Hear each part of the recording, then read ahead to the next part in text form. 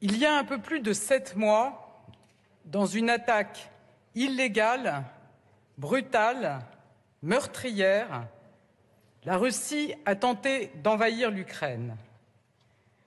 Beaucoup alors pensaient que le pays ne tiendrait pas et que la puissance russe l'emporterait rapidement. 7 mois plus tard, les combats durent toujours. L'Ukraine progresse et la Russie se retranche dans le cynisme, la menace et le chantage. Mesdames et messieurs les députés, cette guerre n'est pas seulement un conflit entre deux pays. C'est tout l'ordre mondial d'après-guerre qui est remis en cause. La Russie a menti à la face du monde, violé les lois internationales et agite aujourd'hui la menace suprême. L'Europe n'est plus une terre de paix et les armes y font à nouveau des morts, des blessés, des déplacés. Certaines nations montrent qu'elles sont prêtes à tout dans leur quête de puissance. Et si nous laissons faire, le nouvel ordre mondial qui s'ouvrira sera celui de la loi du plus fort. L'appel à la mobilisation partielle de Vladimir Poutine est un double aveu de faiblesse. D'une faiblesse militaire inattendue, mais aussi d'une faiblesse interne, alors que cette mobilisation entraîne des contestations et des départs massifs vers l'étranger. Mais ne nous trompons pas, il est bien trop tôt pour espérer la fin des combats.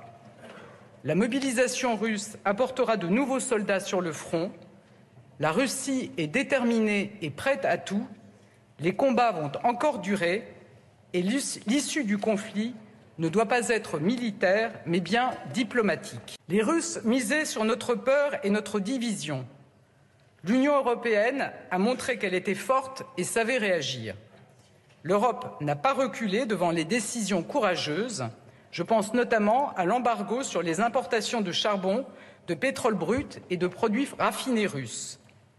Et ces sanctions, n'en déplaisent à ceux qui masquent leur fascination pour l'impérialisme russe par un prétendu patriotisme, elles fonctionnent.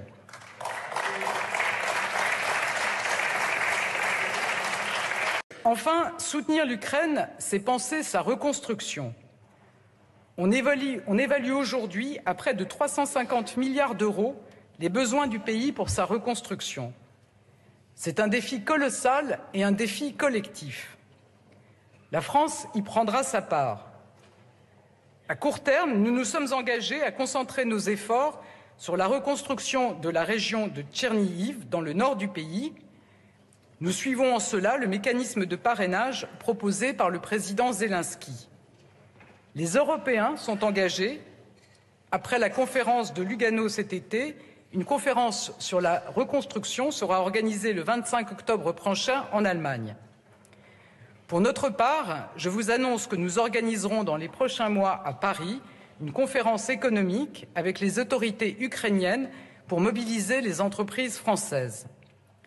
Nous soutenons enfin les initiatives de la Commission européenne pour accompagner et organiser le financement de la reconstruction de l'Ukraine. Quoi qu'il en soit, nous sommes prêts à affronter cet hiver. Nous avons anticipé cette situation en amont. Nous avons porté nos stocks de gaz au maximum, au niveau national comme européen. Nous avons augmenté les capacités d'importation de nos terminaux méthaniers. Nous avons diversifié notre approvisionnement. Cet été, le président de la République a annoncé un plan sobriété. Et si chacun prend sa part, nous traverserons les mois à venir sans risque de coupure. Nous y parviendrons aussi grâce à la solidarité européenne. Nous livrerons du gaz à nos partenaires qui nous livreront de l'électricité en retour. Arrêter la solidarité serait prendre le risque de manquer d'électricité. Une fois de plus, le simplisme et les propos d'estrade nous mènent dans l'impasse.